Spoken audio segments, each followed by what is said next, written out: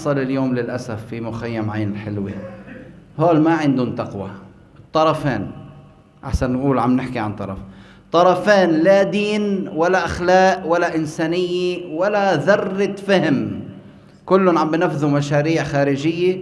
واحد بيدعي الإسلام أنه هو عم يحكم بالإسلام وعم يقتل المرتدين مثل ما قرأنا، واحد للأسف أيضا عم بيحاول، قال هو عم بدافع عن الحق وعن القضية.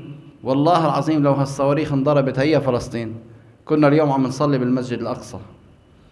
ضرب عشوائي، ومر معنا بخطبة سابقة إنه المروعون في النار. بدناش نقول لكم أكثر من هيك، غير إذا التقى المسلمان بسيفهما فالقاتل والمقتول في النار، غير التبذير والأموال والصرف والتدمير والقتل والإحراق إلى آخر. من قتل مظلوما فقد جعلنا لوليه سلطانا، ومن قتل نفسا بغير نفس فكأنما قتل الناس جميعا.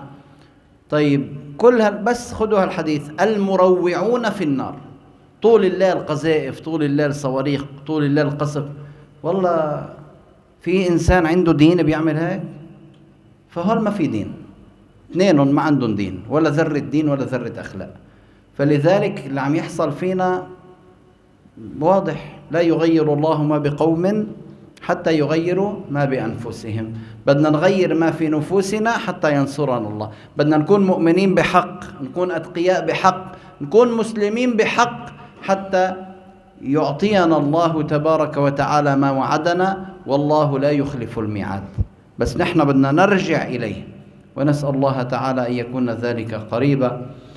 ونصلي ونسلم على طب القلوب ودوائها وعافية الأبدان وشفائها ونور الأبصار وضيائها محمد. اللهم صل على سيدنا محمد وعلى آل سيدنا محمد كما صليت على سيدنا إبراهيم وعلى آل سيدنا إبراهيم، وبارك على سيدنا محمد وعلى آل سيدنا محمد كما باركت على سيدنا إبراهيم وعلى آل سيدنا إبراهيم في العالمين إنك حميد مجيد. اللهم ارفع مقتك وغضبك عنا، اللهم لا تعاملنا ولا تؤاخذنا بما فعل السفهاء منا، اللهم لا تدع لنا ذنبا إلا غفرته، ولا هما إلا فرجته، ولا دينا إلا قضيته، ولا عسيرا إلا يسرته، ولا مبتلا إلا عافيته، ولا مريضا إلا شافيته، ولا مجاهدا في سبيلك إلا نصرته. اللهم احقن دماء المسلمين، اللهم ألف بين قلوبهم، اللهم اجمع على الحق كلمتهم، اللهم أخرج المنافقين من بينهم، اللهم ردهم إلى دينك ردا جميلا.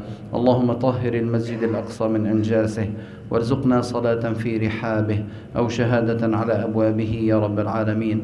اللهم إنك تسمع دعاءنا وترى مكاننا، فاغفر لنا يا حنان يا منان ما قد يكون وما قد كان. وصل اللهم على سيدنا محمد وعلى آله وصحبه وسلم. إن الله